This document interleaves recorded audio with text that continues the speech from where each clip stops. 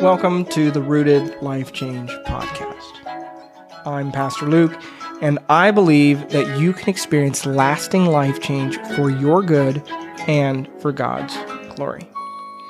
Today, we're going to start talking about a pretty significant topic that we'll spend the next several weeks talking about, because I really want us to begin to unpack some of the things that are going on inside of us. A lot of our conversations that we've been having on this podcast so far have been things doing with kind of just waking up to our circumstances.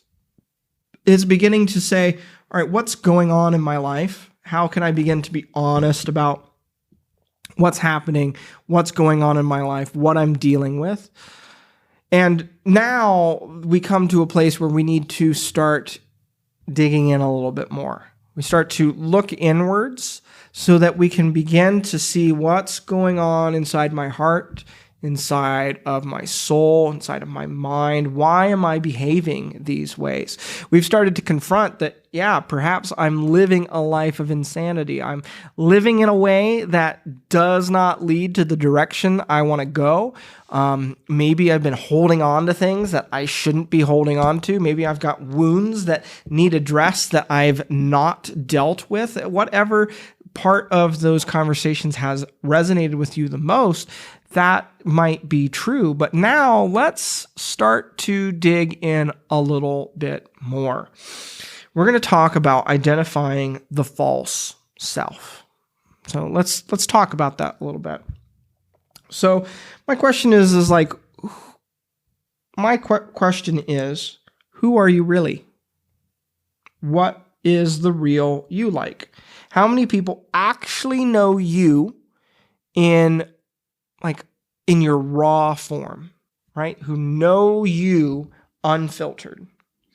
When I get ready for the day, right? When I get up, I get my day going, I pick out some matching clothes, at least I try to. I take care of myself. I try and brush my teeth, make sure there's nothing in my teeth, and I head out, right? And I try and put out this image of kind of just put together.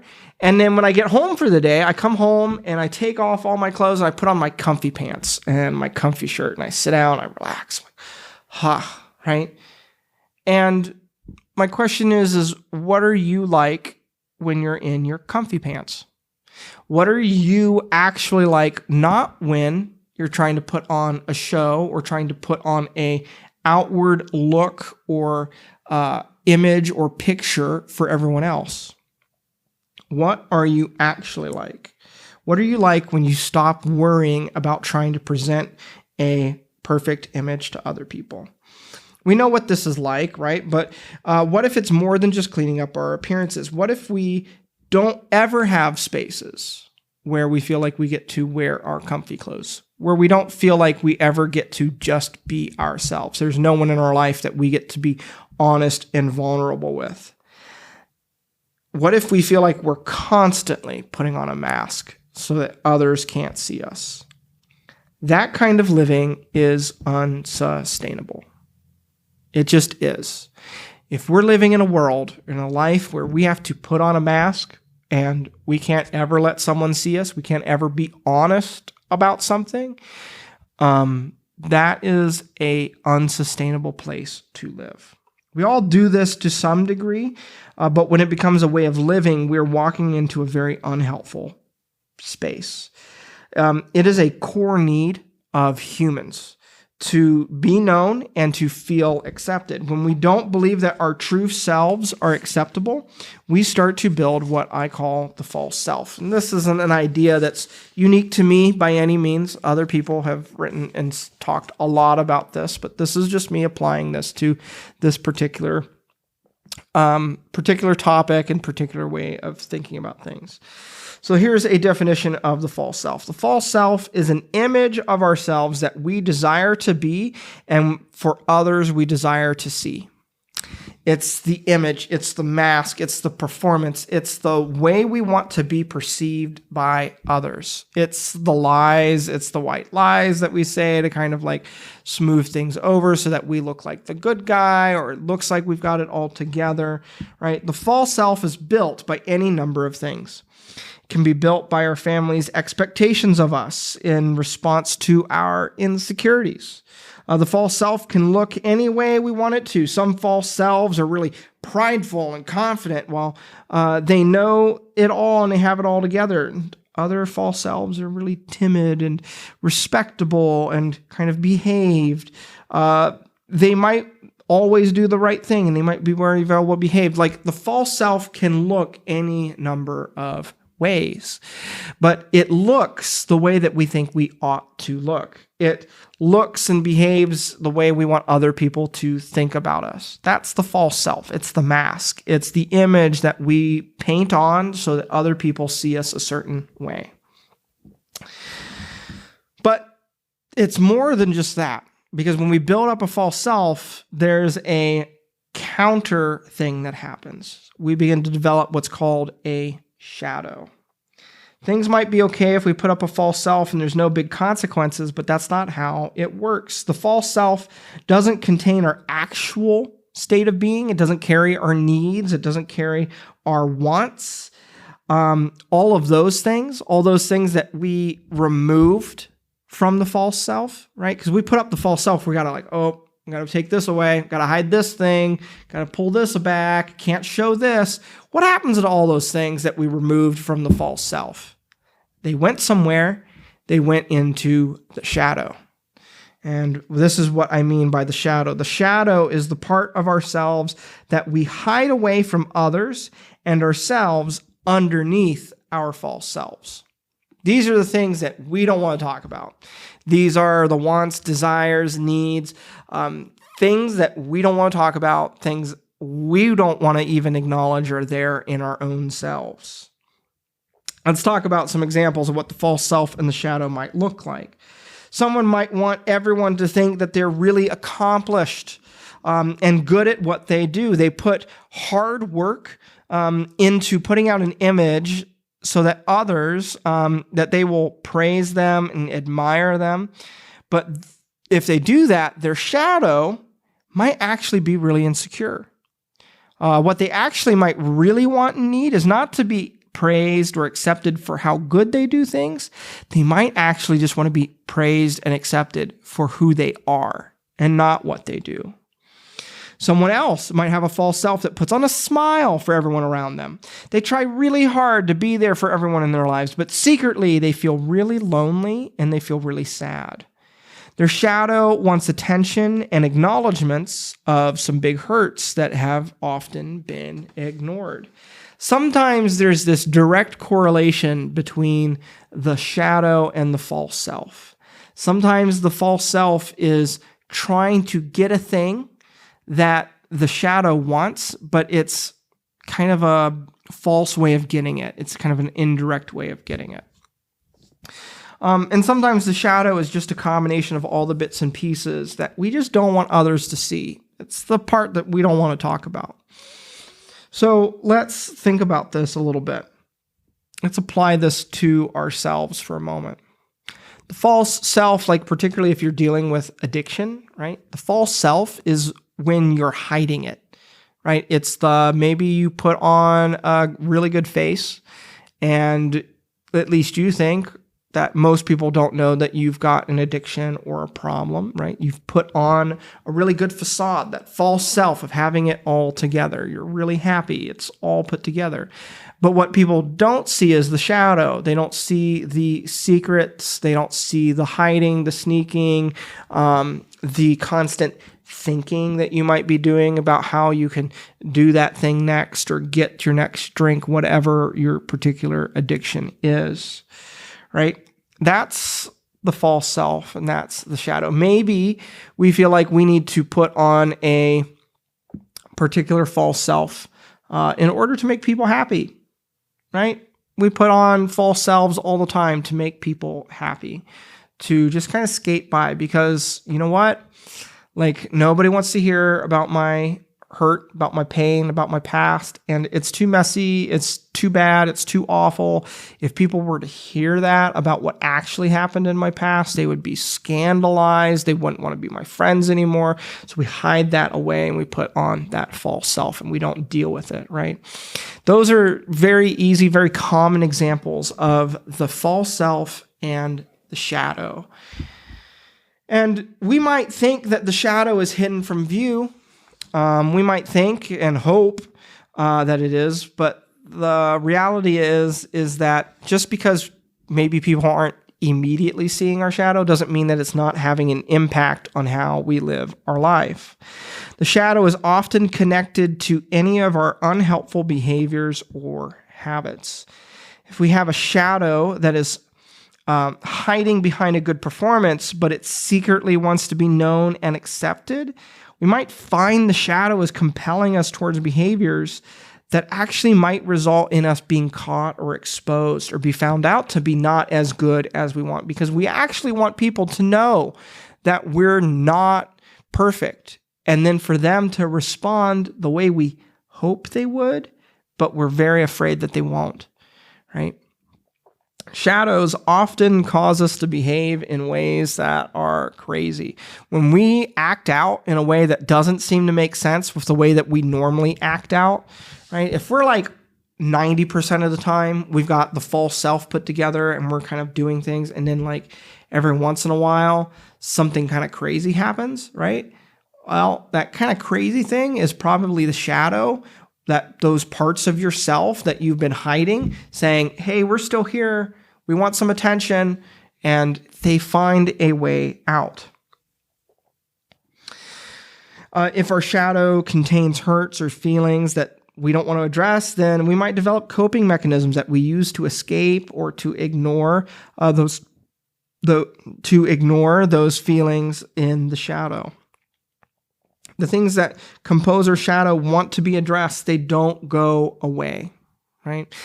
Talk about that image again of building the false self by looking at ourselves and pulling things away and adding things that aren't there, right? In order to create this image, what do we do with what's left over? We can't get rid of it because it's you. It doesn't go anywhere. It stays. And so if we're just hiding it, we're running into a problem. And so what we find is that the more we pull our false self and our shadows away from each other, the bigger and stronger the internal conflict becomes. We're given two options, it seems sometimes, right? If we're saying, you know what, like I've got this false self, and the more I put effort into building that false self to keeping that image, the bigger and bigger the shadow seems to get. The more I try and hide the shadow, the bigger the false self gets, and the greater this tension gets, as it's kind of like a rubber band that's being stretched out to its limits. That's how we feel sometimes when we're living in a really unhealthy place, like a rubber band being stretched and stretched and stretched. And how long are we going to hold until we snap? Until the false self crumbles and the shadow comes out. So we've got two options. The first is to double down. Try harder and harder to be the best version of ourselves, right? And we might believe that, well, we should be like our false self. We're like, well, yeah, that's not really who I am, but that's who I should be, right? Isn't that how I ought to behave? It might not be real, but it's who I'm supposed to be. If you have a religious background, you grew up in a church, you grew up in a family that went to church, maybe you grew up in a family that went to church on Sundays, but anytime outside of being in front of people in public, you didn't act like a church or act like a family that went to church, right? Like a lot of ugliness and secrets in the family, but a lot of putting out a performance, putting out this is everything put together. This is how it's all okay. This is the way it's supposed to look. This might be a very familiar option, right? We just need to try harder, get rid of our sin and our imperfections. Oftentimes, even our communities, even church communities, will encourage this behavior. We praise people who are seemingly able to keep themselves in line with sheer will. This might produce short-term results, but in the long term, it leaves us with lots of guilt and shame. Hidden sin abounds and our shadows grow bigger. This is a huge deal, particularly in churches and in anyone who's been in the Christian religious circle before. Oftentimes, people who kind of live the perfect Christian life on the outside get praise. They get kudo points because they read their Bible like they're supposed to. They go to they go to church every Sunday. They do all the things that they're supposed to do, right? But what if that's just a false self? What if underneath of all of that, there's still a whole bunch of hidden sin? They just seem to have always had it together. They never really mess up. We praise those type of people in church oftentimes. But the problem is that what we might be praising is we might be praising their false self. And behind that false self is a lot of guilt, a lot of shame, a lot of hurt, a lot of fear that if people were to know what's really going on in here, like I would be kicked out of the church, right? The other option might seem to just live the way that our shadow wants us to, right? This might relieve a lot of tension, but usually leads us to somewhere where we don't want to go, right? So, okay, we talked about one option, live into the false self. We put up a better picture, put more makeup on, we put on better clothes, we try and behave better, right? Well, when we do that, there becomes a lot more shame, a lot more guilt, and the shadow becomes bigger. Well, okay, let's just live like our shadow wants to. Let's just do whatever my impulses say. Whatever is all the things that like I've been hiding and I don't want to talk about, all of that. What if I just did those things? Well, you could, but that chances are is that actually is not very healthy either. You're going to end up making choices that you don't want to make, that aren't in line with your values, that aren't very Christ-like, that are going to lead you away from where you're going to want to go. That's not good either. So, what then do we do? Our shadows often offer solutions that are quick fixes or are detached from the root of the problem. Our false self might cover up our dysfunctions while our shadow wants us to indulge in maybe drugs or alcohol or whatever addiction or behavior you're dealing with in a response to feelings that we're trying to not deal with, to not address. So what do?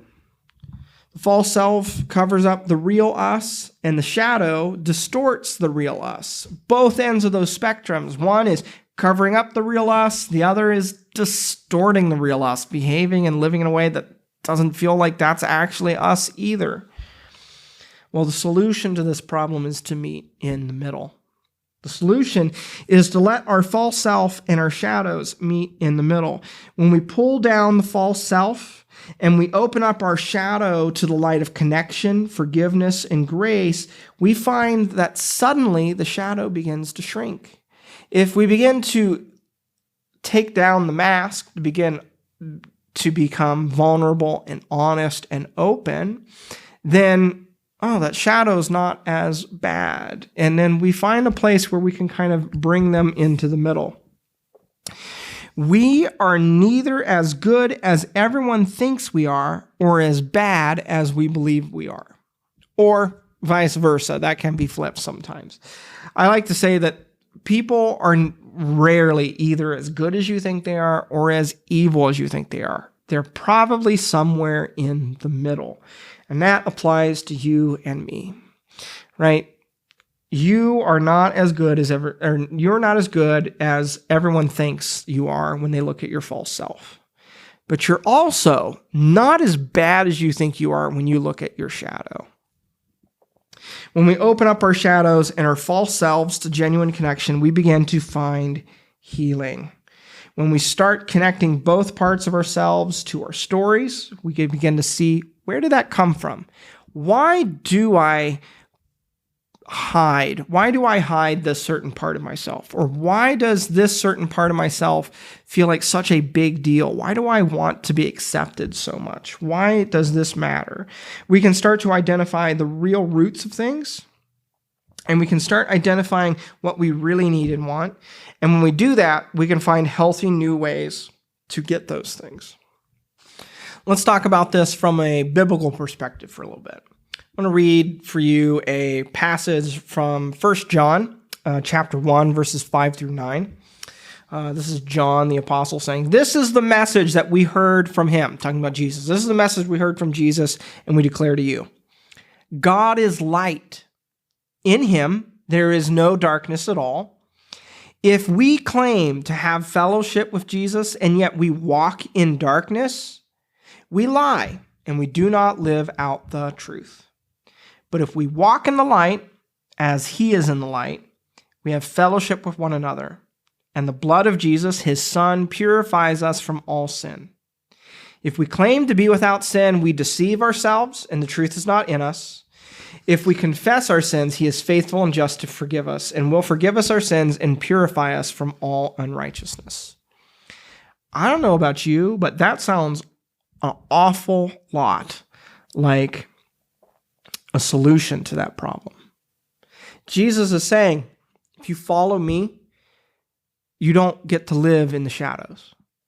You don't get to live with a false self and a shadow. No. To follow me means walking in the light.